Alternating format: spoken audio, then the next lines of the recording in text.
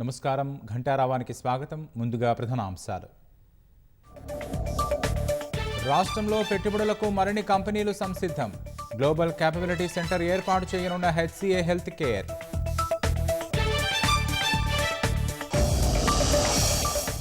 హైదరాబాద్లో తాగునీటికి ఇబ్బంది లేకుండా సర్కారు చర్యలు.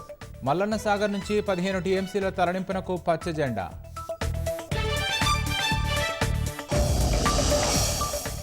రాష్ట్రంలోని పలు జిల్లాల్లో నేడు భారీ వర్షాలు. ఉరుములు మెరుపులతో కురుస్తాయన్న వాతావరణ శాఖ.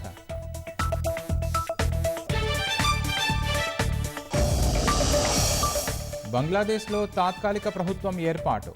నోబెల్ శాంతి బహుమతి గ్రహీత యూనెస్కు పగ్గాలు.